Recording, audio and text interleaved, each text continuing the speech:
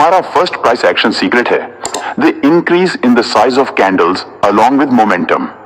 इसका मतलब है मोमेंटम के साथ कैंडल्स के साइज का भी बढ़ना। इसमें आपको देखना है कि जब भी मार्केट अप ट्रेंड या डाउन ट्रेंड में मूव कर रहा हो, जैसे मान लीजिए यहां पर प्राइस अप ट्रेंड में जा रहा है और इस मोमेंटम के दौरान अगर कुछ इस तरह से कैंडल्स का साइज भी बढ़ता जा रहा है, तो इसका मतलब होता है कि इस समय मार्केट में बायर्स स्ट्रांग हैं, यानी कि प्राइस अभी और ऊपर जा सकता है। तो इसको ट्रेड करने के लिए आपको देखना होता है, अगर प्राइस किसी एक छोटी सी रेंज में थोड़ा सा पॉज करने के बाद इस रेंज को किसी स्ट्रांग बुलिश कैंडल से ब्रेकआउट कर दे, तो आप यहां से बाइंग साइड का ट्रेड प्लान कर सकते हैं। अगर प्राइस छोटी सी रेंज में कंसोलिडेट नहीं करता है, बल्कि कुछ इस तरह से एक रिट्रेस देता है, तो आपको वेट करना है। जब प्राइस इस रिट्रेस के हाई को ब्रेक करे, तो आप यहां से भी बाइंग साइड का ट्रेड प्लान कर सकते हैं। या फिर अगर प्राइस इस तरह से इंक्रीजिंग मोमेंटम के साथ किसी रेजिस्टेंस लेवल पर जाता है और यहां पर अगर प्राइस एक रिट्रेस या फिर थोड़ा सा पॉज होने के बाद इस रेजिस्टेंस लेवल को ब्रेक करता है, तो आप यहां से भी बाइंग साइड का ट्रेड प्लान कर सकते हैं। एग्जाम्पल के लिए आप यहां देख सकते हैं कि प्राइस यहां इंक्रीजिंग मोमेंटम के साथ आया है और इसके बाद यहां एक रिट्रेस दिया है।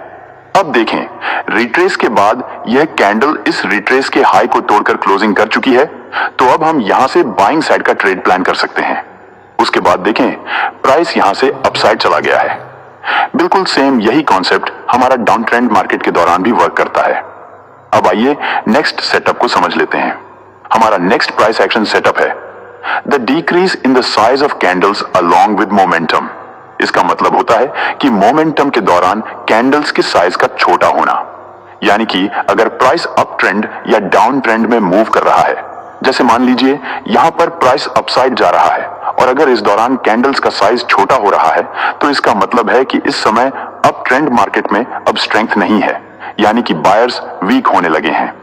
इस कंडीशन में आपको देखना है, अगर प्राइस इस तरह से मोमेंटम करते हुए किसी रेजिस्टेंस लेवल पर जाता है, तो वहां पर आपको देखना है कि अगर इस रेजिस्टेंस लेवल पर कोई स्ट्रॉन्ग अपर विक रिजेक्शन कैंडल बनती है और उसके बाद वाली कैंडल्स इस अपर विक रिजेक्शन कैंडल के लो के नीचे क्लोजिंग कर देती हैं, तो आप यहां से रिवर्सल यानी कि सेल साइड का ट्रेड प्लान कर सकते हैं।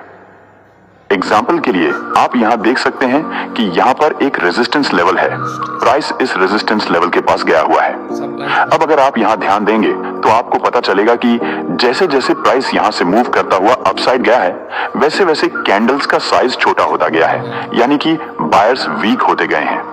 उसके बाद जब प्राइस इस रेजिस्टेंस लेवल पर पहुंचा, तो यह वाली कैंडल इस रेजिस्टेंस लेवल को ब्रेक कर चुकी है, लेकिन सेलर्स ने रिजेक्शन दिया है, जिसकी वजह से यह कैंडल नीचे आकर क्लोजिंग कर देती है। इसका मतलब है कि इस समय अब बायर्स बहुत ज्यादा वीक हो चुके हैं और सेलर्स प्राइस को अपने कंट्रोल में करने की कोशिश कर रहे हैं।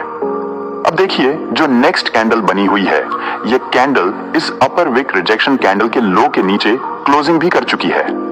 अब इससे हमें यहां पर पता चलता है कि अब सेलर्स पूरी तरह से प्राइस को अपने कंट्रोल में कर चुके हैं, तो अब हम यहां से सेल साइड का ट्रेड प्लान कर सकते हैं।